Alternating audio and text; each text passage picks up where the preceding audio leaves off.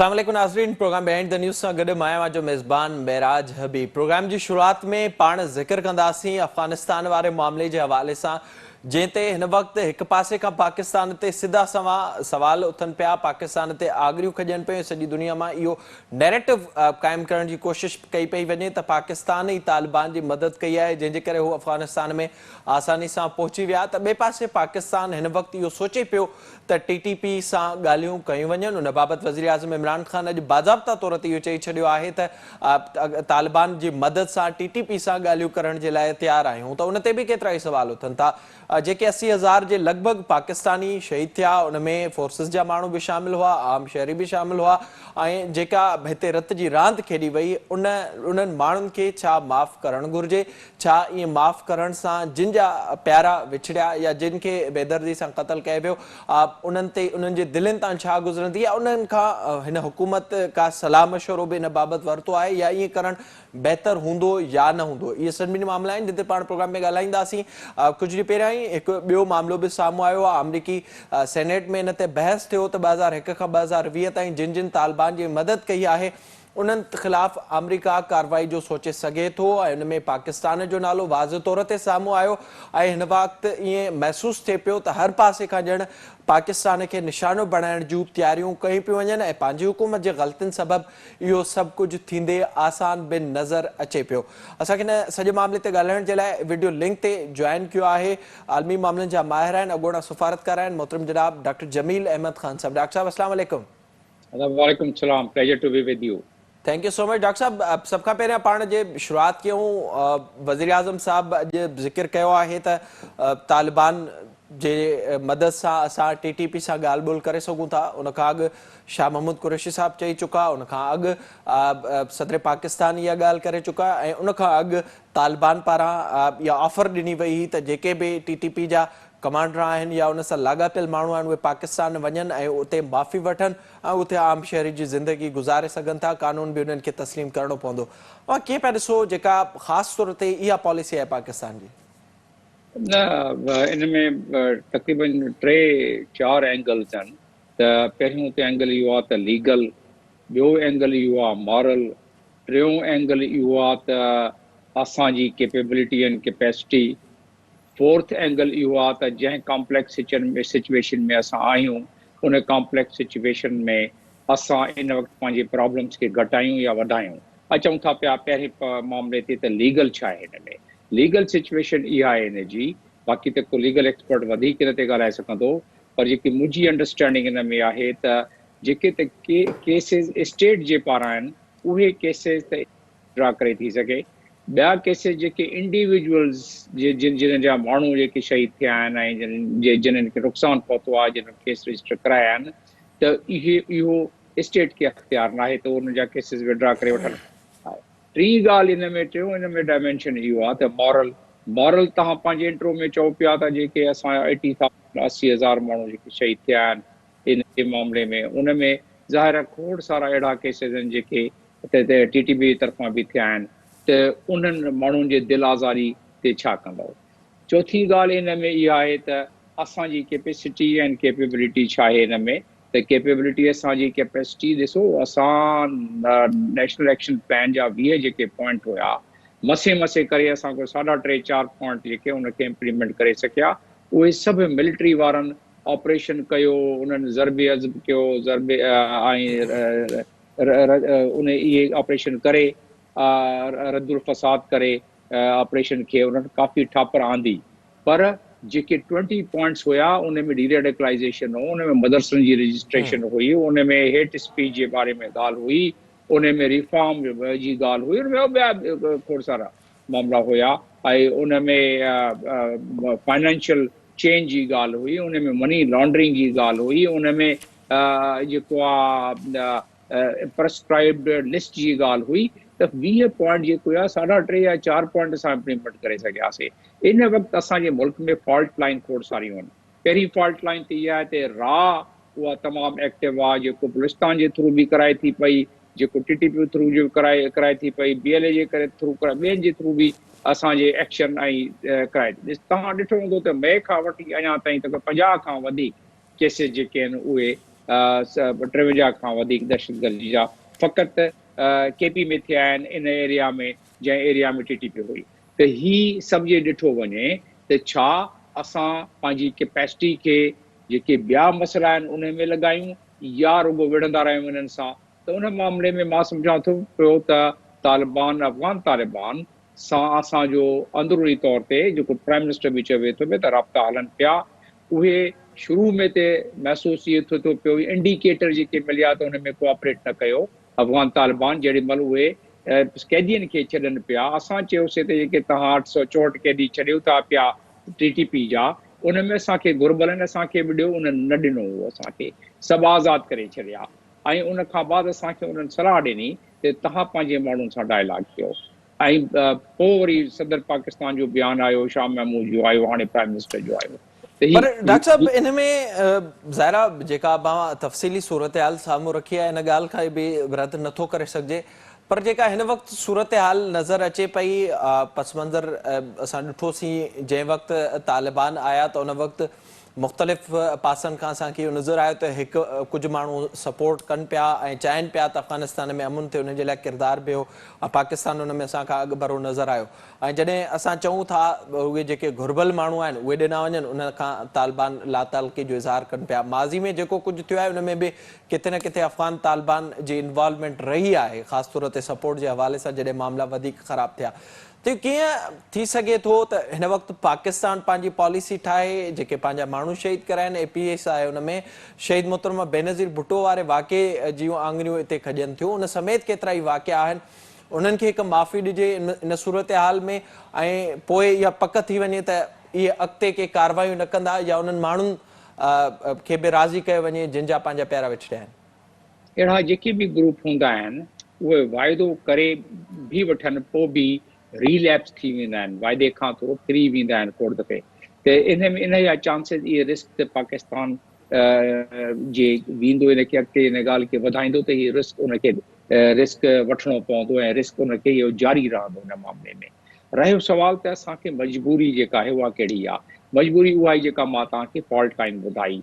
ॿी ॻाल्हि जेको इन में हुई जे इहे कंदा त इहे उन्हनि माण्हुनि खे करे था सघनि जंहिंजे जेके डायरेक्टली नॉमिनेटेड न आहिनि जेके डायरेक्टली जेके माण्हू नॉमिनेटेड आहिनि पाकिस्तान गवर्नमेंट लाइ तमामु ॾुखियो थी पवंदो त उनखे जस्टिफाई कनि मॉरली ऐं लीगली उनखे जस्टिफाई कनि।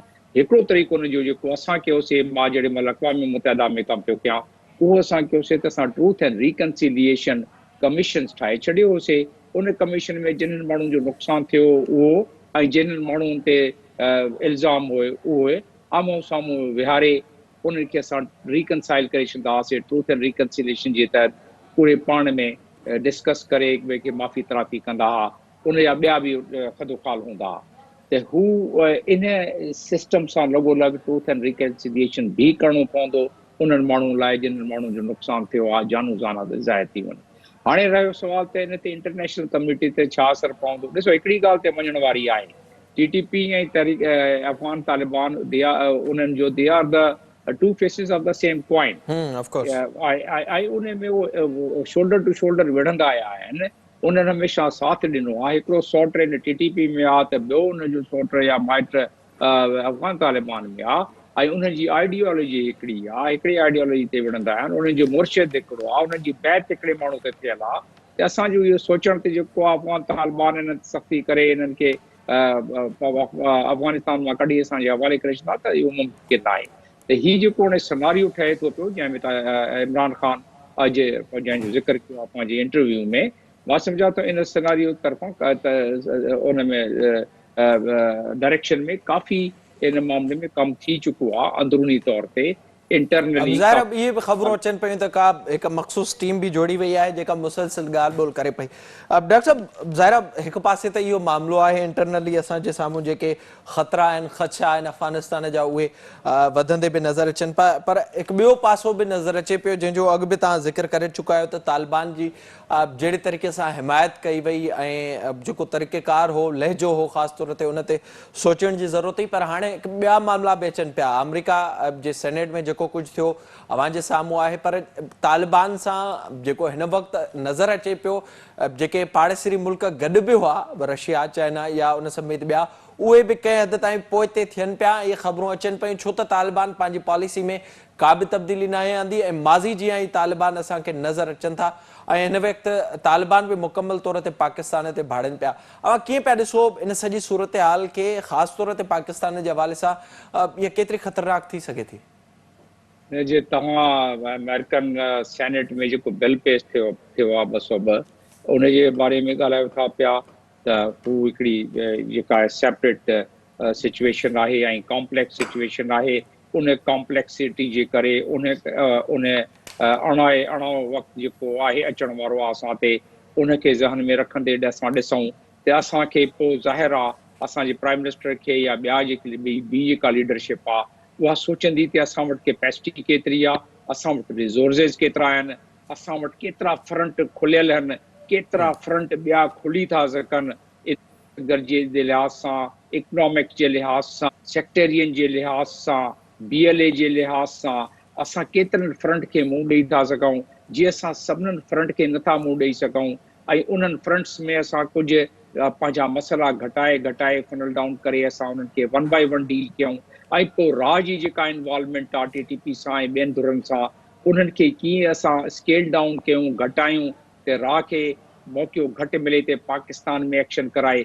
इहे सभु शयूं छो जेको कंट्री लेवल ते जेको माण्हू सोचे थो पियो, उहे त इन्हनि तमामु फैक्टर्स खे ज़हन में रखे थो पियो। मां त चवंदुसि त असां वटि जे फॉल्ट लाइन्स न हुजनि हा, असां वक़्तु ते इहो अणाउ वक़्तु न हुजे हा, त पोइ जीअं पहिरियां असांजी मिलिट्री जेको आहे उन्हनि काफ़ी एक्शन वरिता, दसे छॾियो, सभिनीनि खे बचाए छॾियो या उन्हनि खे क़ाबू करे वरितो, उन हाणे बि शुरू करे छॾियूं आहे। पर हाणे असांजे पंहिंजी एनर्जी खे इन साइड ते लॻाईंदासूं त असां ॿियनि फ्रंट्स ते असांखे प्रॉब्लम थी पवंदी। मुंहिंजो तजियो इहो आहे त इन तमामु कॉम्प्लेक्स सिचुएशन जे तहत करे पाकिस्तान जेको आहे त इहे अफ़गान तालिबान जी ख़्वाहिश बि आहे। उन्हनि शुरू में पंहिंजे बयान में इहो ॾिनो शुरूआत में ई त तव्हांजा माण्हू आहिनि, तव्हांखे खपे त तव्हां पंहिंजे माण्हुनि खे पाण परचायो, इहो उन्हनि चयो पहिरियां। उन खां बाद कमु ख़राबु थी पियो जेॾी महिल तहरीक तालिबान जे तरफ़ां बयानु आयो त असां त माफ़ी न घुरी आहे पाकिस्तान मां, पाकिस्तान असांखां माफ़ी घुरे। उन खां बाद जेका इंगेजमेंट थी वरी अफ़गान तालिबान सां, त हाणे शायदि ॻाल्हि इन ॻाल्हि ते पहुती आहे त ठीकु आहे, हाणे अॻिते ॻाल्हि वधंदी ऐं शायदि कुझु सरेंडर शायदि कनि, पर उन्हनि जी बि 100% का गारंटी न थी सघे, छो जे इन में स्पॉयलर्स बि काफ़ी आहिनि ऐं उन्हनि जी आइडियोलॉजिकली केसि ताईं उहे राज़ी थियनि था पिया, कहिड़े कंडीशन्स ते राज़ी थियनि था पिया, उहे चाहींदा त उन्हनि खे उन्हनि जे इलाइक़े में इस्लामिक एमिरेट जे स्टाइल ते कुझु अथॉरिटीज़ मिलनि जेको पाकिस्तान अफोर्ड नथो करे सघे। त ॾिसूं त उन्हनि जी उतां कहिड़ी डिमांड थी अचे फाइनल शेप में ऐं पाकिस्तान छा उन ते पूरो लहे थो या एक्सेप्ट करे उन ते पाकिस्तान जो छा मौक़िफ़ हूंदो? वॾी महिरबानी जी। जी डॉक्टर साहब, thank you so much programme में जॉइन करण जे लाइ। हिन वक़्तु जिते इहो ख़तरो हिन वक़्तु बि मौजूदु आहे TTP जे हवाले सां, उते हुकूमत TTP खे माफ़ी ॾियण जो सोचे पई, पर उन में कुझु शर्तूं बि शामिल कयूं वियूं आहिनि हुकूमत पारां, त उन ते सवाल बि उथनि पिया, उहे ख़तरो बि हिन वक़्तु महसूसु कयो पियो। जॾहिं त ॿिए पासे इंटरनेशनली बि पाकिस्तान ते इन ते आङुरियूं खॼियूं पियूं वञनि त तालिबान जी मदद पाकिस्तान कई आहे, एतिरो आसानी सां अफ़गानिस्तान में तालिबान जे पहुचण जो कारण बि पाकिस्तान खे करार ॾिनो पियो वञे। जेको ताज़ो ई अमेरिका में हिकु बिल पेश कयो वियो, उन में बि इहे ॻाल्हियूं शामिल कयूं वियूं आहिनि, उन समेत मुख़्तलिफ़ मामला बि साम्हूं अचनि था। पाण प्रोग्राम में ज़िक्र कंदासीं मुल्की मुआशी सूरत हाल जो। असां वक़्तु आहे हिते हिकु ब्रेक जो, असां सां गॾु रहिजो।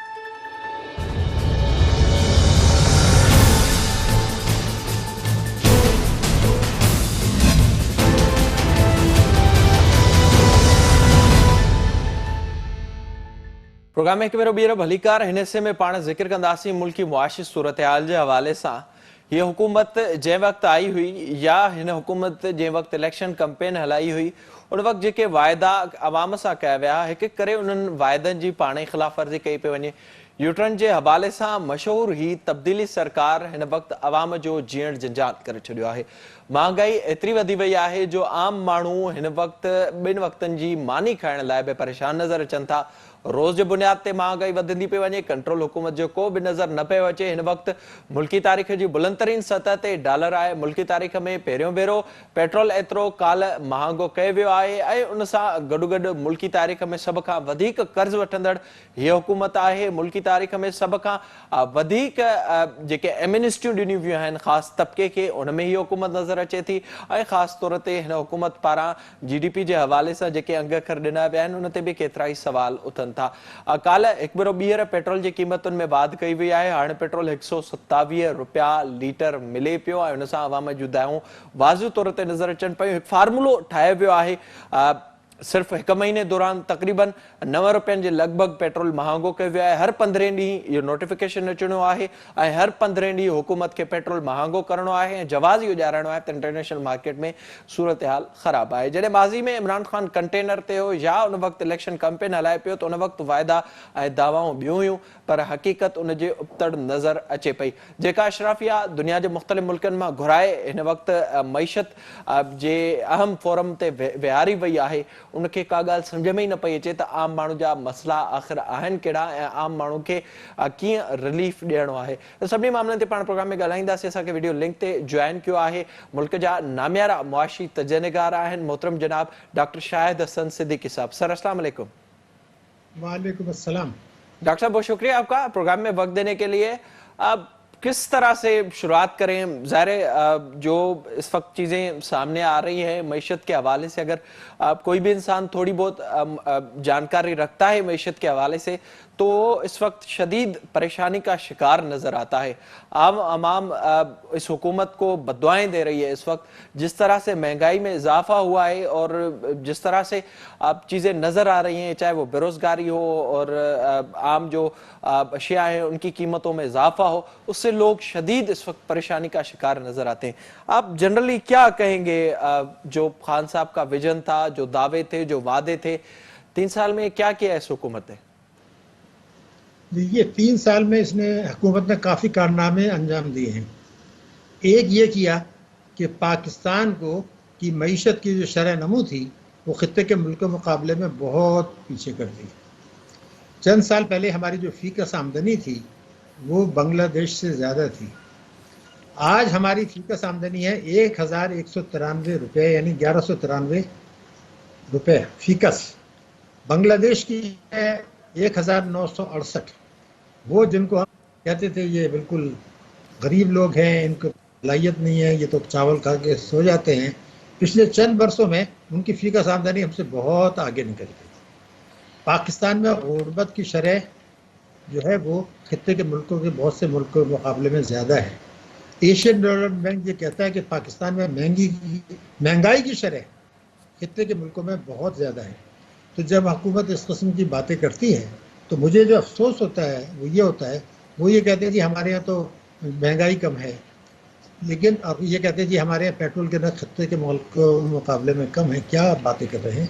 जब आपकी फीकस आमदनी इतनी कम है, परचेजिंग पावर लोगों की नहीं है। और मैं तो एक बात जानता हूँ सीधा सीधा, इसका जवाब दे दें हुकूमत, और आप किसी को बुला के ज़रा पूछ लीजिएगा अपनी तरफ से। हमारा आबादी के लिहाज से जो दुनिया में नंबर आता है 5वां है अल्हम्दुलिल्लाह। मईशत का जो हजम है, मईशत का हजम, उसमें हमारा नंबर आता है 47। और फीकस आमदनी में आपके ख्याल से क्या नंबर होगा? 162। कोई शर्म की बात नहीं है। 162 इस्लामी जमहूरिया पाकिस्तान, जिसको अल्लाह ताला ने वसाइल दिए हैं, जहाँ हुकूमतें कहती है कि हमने इक़्तिसादी मौजज़े दिखा दिए। कभी कहते हैं कौम को मुबारक हो, हमारे टैक्सों की वसूली बढ़ गई, कभी बरामदात के दे देते हैं। 161 ममालिक फीकस आमदनी में हमसे बेहतर है। ना वहाँ से सीपैक है, ना पर कुदरत के इतने वसाइल हैं, ना इतना बड़े उनके जो सरहदें हैं, ना पानी के वसाइल हैं, ना गवादर है, ना वहाँ ऐसा कॉटन है, ना ऐसी ज़मीन ज़रखेज़ है, ना अच्छे किसान है। 162 हमारा नंबर है और इस पर खुश हो रहे हैं। और फिर कहते हैं कि जी हमारी फीकस आमदनी जो है वो, तो इसको कब तस्लीम करेंगे? मैं ये पूछना चाहता हूँ। एक ज़माना था, मैं आपको, हमें याद है, हम मजाक उड़ाते थे हिंदुस्तान का कि ये बनिया हिंदू क्या जाने मईशत क्या होती है, क्योंकि हमारा ग्रोथ रेट उनसे ज़्यादा था। हम मजाक उड़ाया करते थे। आज अब भारत को देखने के लिए मोदी की नहुसत अपनी जगह, लेकिन वो मैशत कहाँ जा रही है, हम कहाँ जा रहे हैं। तो ये बातें करने के बजाय, अपनी गलतियां मानने के बजाय लीपापोती करना कि जनाब मैशत अच्छी हो गई, हमने टैक्स की वसूली का हदफ हासिल कर लिया, हमारी बरामदात बढ़ रही हैं, इन सब बातों से हासिल क्या है। मैं तो ये बात जानता हूँ कि जब 2018 में इनको इक़्तिदार मिला था, तो जून 2018 में जो पिछली हुकूमत के आज़ाद शुमार थे जिनको इन्होंने दिवालिया कहा था, दिवालिया हो गई हुकूमत, आज कम से कम 12 आइटम्स ऐसे हैं जो उससे ख़राब हैं जो 2018 में थे। तो अगर वो दिवालिया थे तो ये क्या है, मुझे कोई समझा तो देना। क्या बातें कर रहे हैं, अपने मुल्क को दिवालिया दिवालिया कहते रहते हैं और आज 12 आइटम नीचे चले गए, कर्जे आपके बढ़ गए, शरह नमू गिर गई, महंगाई आपकी बढ़ गई, फॉरेन डायरेक्ट इन्वेस्टमेंट आपका गिर गया, पेट्रोल बिजली गैस के नर्ख बढ़ गए, रुपए की कदर आपने गिरा दी। तो फिर सवाल यह है, बजट खसारा आपका बढ़ गया, गुर्बत बढ़ गई, बेरोजगारी बढ़ गई, तो आधा दुश्मन नजर आ रहे हैं ना, दुनिया कह रही है तौर पर। हमारा। अच्छा डॉक्टर साहब, मैं यहाँ पर थोड़ा सा आपको रोकूंगा। कल जैसे ही पेट्रोल की कीमतों में इजाफे का नोटिफिकेशन सामने आया और हमने देखा पिछली दफा जब हुकूमत पर तनकीद हुई थी तो कल ये इम्कान था कि ये रात को देर से ही नोटिफिकेशन सामने आएगा और तकरीबन 12 बजे के करीब ही ये नोटिफिकेशन सामने आया कि इजाफा कर दिया गया है। उस वक्त जब सोशल मीडिया पर मुसलसल हुकूमत पर तनकीद हो रही थी तो सुबह खान साहब की एक ट्वीट सामने आई है, वो मैं आपके सामने पढ़ देता हूँ और स्क्रीन पर भी हम नाजरीन को दिखा रहे हैं कि एफबीआर की जानिब से माली साल 2021-22 की पहली सेमाही के दौरान 1211 अरब तयशुदा हदफ की बजाय कामयाबी से 1395 अरब रुपए जमा करने पर मैं कौम को मुबारकबाद पेश करता हूं। वजीर आजम साहब ये कह रहे हैं। आप थोड़ा सा इस पर अब रोशनी डालिएगा कि किस तरह से ये हुआ और किस तरह से कौम से पैसा निकाला जा रहा है, उसका तरीकेकार क्या है हुकूमत की जानिब से। क्या इस साल का हदफ हासिल हो जाएगा आपके ख्याल से? एक सवाल है ना, ये छोड़ा इन बातों को। मैं आपसे एक बात कहना चाहता हूँ, मेरा एक स्टेटमेंट है, आप वजारत खजाना उसको कॉन्ट्राडिक्ट कर दी या स्टेट बैंक कॉन्ट्राडिक्ट कर दी। मैं टैक्स की बात कर रहा हूँ, दूसरी बात ही नहीं कर रहा। 2003 में जो टैक्सों की वसूली हुई थी, मिसाल दे रहा हूँ, 2003 में स्टेट बैंक की फिगर निकाल लीजिए मिनिस्ट्री ऑफ फाइनेंस की, 2008 में उससे दुगनी हो गई थी। 2003, 2008, 2013, 2018 हर 5 साल बाद दुगनी होती रही। अब 5 साल में नहीं होगी। अगर ये करके दिखा दें, करके तो नहीं दिखाएंगे, जबान से कह दें, चलें फाइनेंस मिनिस्टर जबान से कह दें। तो जब 2003 से दुगनी हो रही थी 5 साल के बाद, हर 5 साल के बाद, अब क्यों नहीं हो रही? उसके बाद अगर आप ये कामयाबी के दावे करें, मैं आपको मुबारकबाद दूं, आप अपने घर में जाके अपनी फैमिली को मुबारकबाद दें, मोहल्ले वालों को मुबारकबाद दें, वो कहेंगे हमारे घर खाने को नहीं है क्या? आप मेरे जख्मों पर नमक छिड़क रख रहे हैं। ये कह के तो दे, मिनिस्ट्री ऑफ फाइनेंस कह तो दे, एफबीआर कह तो दे कि जी हमारा भी 5 साल के बाद दुगना हो जाएगा, तो मैं अपनी सारी बातें वापस ले लूंगा। नहीं होगा। तो ये कब तस्लीम करेंगे? ये हकीकत को तस्लीम करें, जरा ग्राउंड पर आए, ग्राउंड रियलिटीज के साथ बात करें, तो फिर जरा डिस्कशन करने में भी मजा आएगा। वो ये इनडायरेक्ट टैक्सेस बढ़ा रहे हैं, उसके बावजूद नहीं होगा 5 साल में। मैं इनडायरेक्ट टैक्सेस मिला के भी 5 साल में दुगने हो रहे थे, अब नहीं हो रहे हैं इस साल 5 साल में। तो ये इनडायरेक्ट टैक्सेस लगा रहे हैं, नए टैक्सेस लगा रहे हैं, फिर भी वसूली नहीं हो रही, टैक्स की चोरी बढ़ रही है। सीधी सीधी बात आपको मैं बता, तो ये बजट खसारा आपका बढ़ रहा है, कर्जे आपके बढ़ रहे हैं, तो तस्लीम कर लें तो अच्छा है, नहीं करेंगे तो एतमाद का बुरान होगा और कुछ नहीं होगा। अच्छा डॉक्टर साहब, जो दूसरा इस वक्त मामला सामने आ रहा है, कल खान साहब ने जो एक स्टेटमेंट दी उसमें उन्होंने कहा कि कोविड की वजह से तकरीबन पिछले 1-1.5 साल से मईशत को नुकसान पहुंचा है। जब क्रेडिट लेने की बात होती है तो उस वक्त ये कहा जाता है कि कोरोना वायरस की सूरत हाल होते हुए भी रेमिटेंसेस हमने बढ़ा के दिखाए। जब क्रेडिट की बात होती है तो उस वक्त ये बताते हैं कि एक्सपोर्ट में खासतौर पर टेक्सटाइल के शोबे में हमने बेहतरी दिखाई है कोविड होने के बावजूद। फिर ये कहते हैं कि गाड़ियों की खपत में भी इजाफा हुआ है और उसमें भी मुसलसल इजाफा हमें नजर आता है। जब किसी चीज पर काम नहीं हो पाता और कारकर्दगी नहीं दिखा सकते तो यही कोविड की कोई ब्लेम किया जाता है कि उसकी वजह से मईशत किसी हद तक सुकड़ चुकी है, जबकि अब हमारी कोशिश होगी कि आने वाले 2 साल में कोई बेहतरी लाई जाए। मेरी ये राय है, मेरा ये अंदाजा है कि अब ये तासुर दिया जाएगा आने वाले इलेक्शन में कि कोरोना वायरस की वजह से हमारी ये सूरत हाल हुई। आपकी क्या राय है खासतौर पर रेमिटेंसेज और एक्सपोर्ट के हवाले से क्या कोरोना वायरस की सूरत हाल आपके वक्त उसमें इजाफा हुआ, उसकी वजह से इजाफा हुआ, या फिर उसमें कमी आई है? देखिए, इसमें पहले कुछ सवालात होंगे। ये मुझे जहाँ तक इल्म है, फरवरी 2020 या मार्च 2020 में कोरोना पाकिस्तान में आया था। इसमें तो कोई दो राय नहीं है ना। तो 30 जून 2019 जो इनका पहला साल था, उसमें मईशत 2.1% गिरो की थी, मिली थी इनको 5.1। तो कोरोना के असर क्या पहले से आने, अगर जो फरवरी में आने थे वो 30 जून 19 को भी आ गए थे क्या? तो वो क्या वजह थी कि 30 जून 2019 को जो इनका पहला साल था, मईशत की शरह नमू गिर गई, महंगाई बढ़ गई, टैक्सों की वसूली गिर गई, बजट खसारा बढ़ गया, और नाकामियां। तो मेरा सवाल यह है कि वो जो 2019 में था वो किसका कारनामा था, ये जरा समझा दें मुझे। हुकूमत सर इस पर ये कहती है कि क्योंकि माजी के चोर बैठे हुए थे, इस वजह से ये सूरत हाल हुई, और जब मईशत आगे बढ़ना शुरू हुई, ट्रैक पर आई, तो कोरोना आ गया।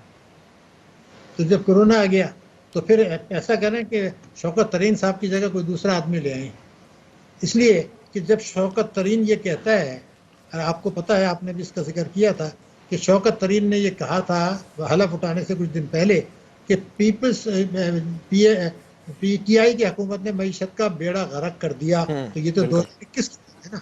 तो अगर आपका जो वजीर खजाना बनने जा रहा है, आप सेनेटर बनाने की तैयारी कर रहे हैं, पहले उससे तो पूछ लें कि भाई आपने जो कह दिया था कि हम तहरीक इंसाफ ने मईशत का बेड़ा गर्क कर दिया, उसकी सिमत गलत है, तो वो अब उसने जो तब्दीली आई, यू टर्न लिया, ये क्या है, ये जरा मुझे आप समझा दें। एक तो ये बात हो गई।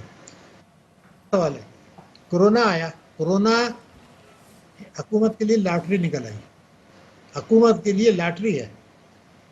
IMF ने 4.2 अरब डॉलर के कर्जे आपको इजाफी दे दिए, जो किसी हुकूमत को कभी इतने बड़े कर्जे नहीं मिले। 4.2 अरब डॉलर इनको नकद मिल गए। बिल्कुल। G20 ने कह दिया कि जनाब जो आपने कर्जे वापस करने वो फिलहाल मत वापस करें। उधार तेल भी मिल गया आपको, सब कुछ हो गया। तो और क्या चाहते हैं यार, आप खुदा के गजब से डरें, ये तो लॉटरी है। अब आपने बात की नहीं, अगर आपको मेरी बात, मैं तो वो बात आपको बता रहा हूँ कि जब शौकत तरीन कहता है कि इस हुकूमत ने की मईशत तबाह कर दी, और 2021 में कहता है, तो फिर उनमें से एक तो गलत है ना। फिर जिसको सेनेटर बना रहे हैं वो सही होगा। फिर जाहिर है, फिर वो उन्होंने तकरीबन 15 दिन के बाद अपना वो बयान वापस भी लिया था। वो हमने देखा जो फाइनेंस कमेटी में उन्होंने बात की थी। डॉक्टर साहब थोड़ा इस पर आप खुल के कहते हैं कि मईशत तबाह हो गई, उसकी सिम गलत है, वजूहात बता दी और कहा इसको 5 साल लगेंगे। अब मैं ये पूछना चाहता हूँ कि उसको वापस लेने का क्या मतलब है? क्या उस वक्त जो कहा था उसका क्या मतलब था? वो तो देखिए ना, वो तो सबने सुना है ना, रिकॉर्ड पर आ गया, वो ट्वीट भी कर दिया था एंकर ने। अब वो तो बेकार तो सर, वो अब जाहिर सेनेटर बनने जा रहे हैं, तो ये चीजें तो फिर साइड पर रखनी होंगी ना। अब डॉक्टर साहब इस पर थोड़ा सा प्राइम मिनिस्टर तो कहना चाहिए कि भाई अपना क्रेडिबिलिटी तो बनाओ मुल्क के अंदर।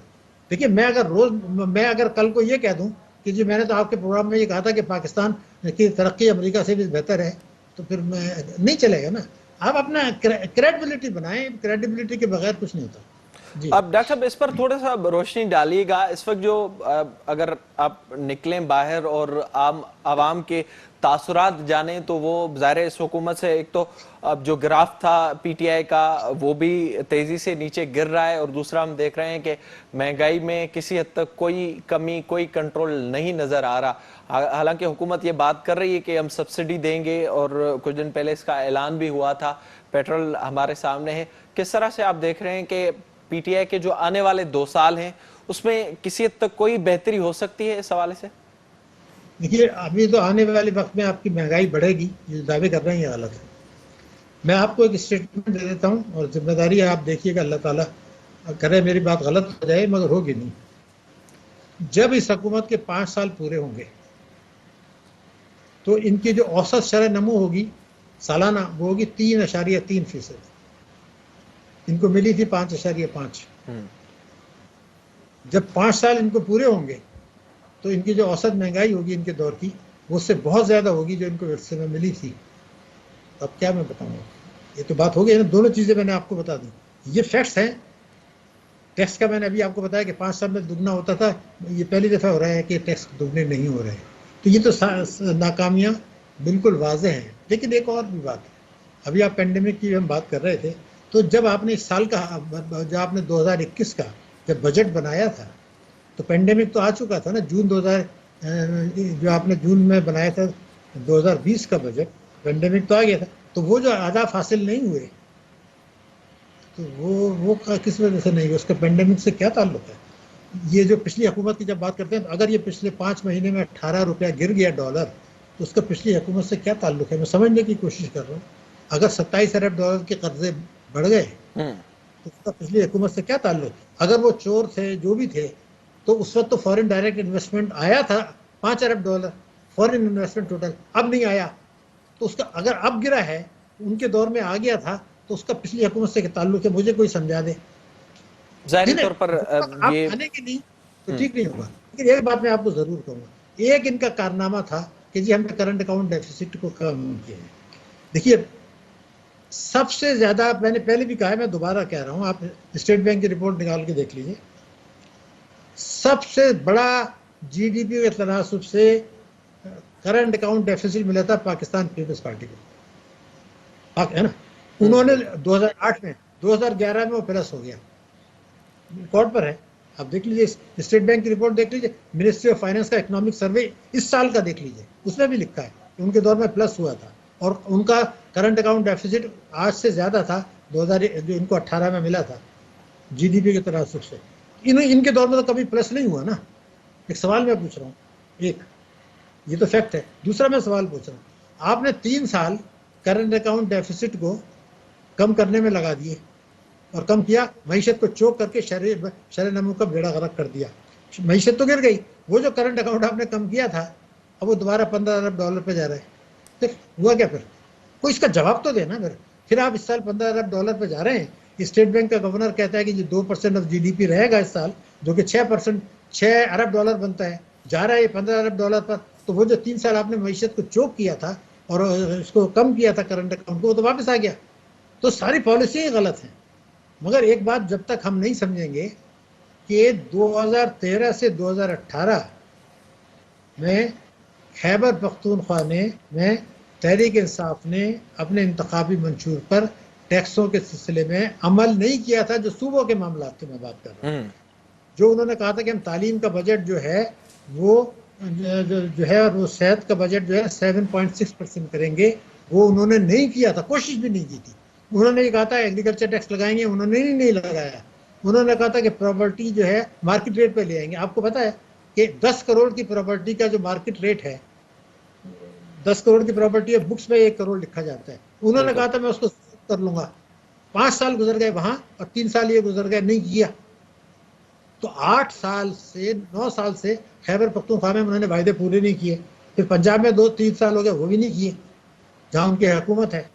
तो सवाल ये है कि अगर आपको कोई मुसीबत है तो उस वक्त आपने क्यों नहीं किए थे? तालीम का क्यों नहीं? पूछना चाहता हूं मैं।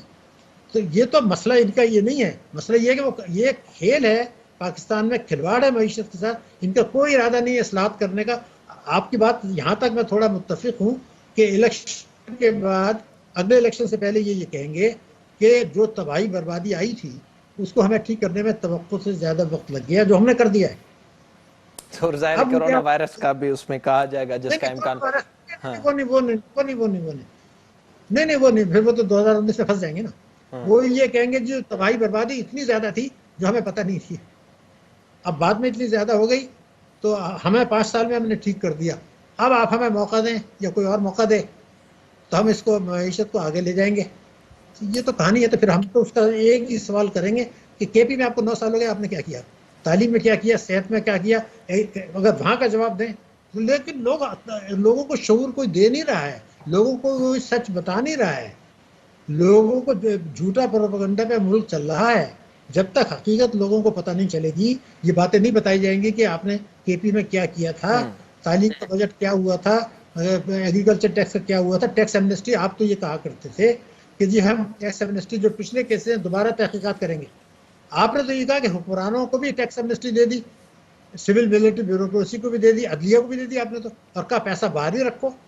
हमाद अजहर इनके मिनिस्टर हैं, उन्होंने कहा था अगर हमने टैक्स एमनेस्टी दी, पहली शर्त ये होगी लूटी हुई दौलत लाओ, पहली शर्त। उन्होंने जब टैक्स एमनेस्टी आई उसमें का पैसा मत लाओ, वहीं रखो, हमें 6% दे दो। तो सारा नारा ही लूटी हुई दौलत का था। तो इसका पेंडेमिक से क्या ताल्लुक है? ये तो 2019 में आई थी। तो जब तक आवाम को ये एजुकेट नहीं करेंगे, आपकी भी जिम्मेदारी है, इलेक्ट्रॉनिक मीडिया के भी है, प्रिंट मीडिया के भी है, सियासी जमातें तो नहीं करेंगी, लेकिन जो दूसरे दानिश्वर हैं, जिसको इस मुल्क से मोहब्बत रखते हैं, वो कौम को कम से कम ये बातें बताए तो सही ना, उनकी समझ में तो आए। मैं ये नहीं कहता किसको वोट देनी चाहिए, मैं कहता हुकूमत से दबाव तो डालें कि भाई आपने नहीं किया तो आप अभी हलफ उठा लें, कुरान शरीफ उठा के कि आइंदा आप ये गलत हरकतें नहीं करेंगे, मुल्क के लिए काम करेंगे, आवाम के लिए काम करेंगे, तो भी एक बात है। कुछ हो नहीं रहा है, इसी तरह से चल रहा है, तो ये नहीं चलेगा, बहुत नुकसान हो जाएगा। खुदा न खास्ता मेरा मुल्क है, आपका मुल्क है, अगर हमारे दिल को दर्द नहीं होगा तो फिर किसको होगा? मैं सवाल पूछना चाहता हूँ, हमें ही दर्द होगा ना फिर। हम तो ओपन बात कर रहे हैं। जाहिर तौर पर जिसका हमें वाज़ेह तौर पर नजर आ रहा है कि इस वक्त तक एहसास किसी को भी नहीं है। बहुत शुक्रिया आपका डॉक्टर साहब, thank you so much programme में ज्वाइन करने के लिए। डॉक्टर साहब जेके ॻाल्हियूं कयूं, ज़ाहिरी तौर ते जेके वाइदा दावाऊं जेको इलेक्शन जो मंशूर पीटीआई ॾिनो उन जो अबतर साबित थी आहे, मुआशी तरह सां मुल्क ॾिवालो थींदो पियो वञे, उन जी वाज़ेह तौर ते हिन वक़्तु असर नज़र अचनि पिया, ईंदड़ ॾींहं अञा उन खां वधीक ख़तरनाक थी सघनि था। ऐं हिन वक़्त खां ई हुकूमत इहो राग ॻाल्हाइण बि शुरू कयो आहे त कोरोना वायरस जे करे सूरत हाल ख़राब थी, पर कोरोना वायरस जे करे मईशत खे कंहिं हद ताईं को सहारो मिलियो, जेको बि हिन वक़्तु लॻे न पियो रेमिटेंसिस जे हवाले सां ख़ासि तौर ते। ऐं ॿियो जेको मामिलो हो उन में एक्सपोर्ट वधी टेक्सटाइल जी, छो त ॿिया मुल्क बंदि हुआ ऐं सफ़री पाबंदियुनि जे करे रेमिटेंसिस ऐं एक्सपोर्ट में कंहिं हद ताईं पाकिस्तान में वाध आई, जंहिं ते हुकूमत हिन वक़्तु इहो चवे पई त कोरोना वायरस जे करे मईशत पोइते हटी आहे। जेको अधु सच आहे उहो मुसलसल हुकूमत ॿुधाए पई, पर पूरो सच हिन वक़्त ताईं हुकूमत न पई ॿुधाए। जेका सूरत हाल आहे उहा बेहतर ख़राब नज़र अचे पई। इन सां ई प्रोग्राम जो पंहिंजी ॼाणी ते पहुतो, पंहिंजे मेज़बान मेराज जो ॾींदा इजाज़त। तलावाई।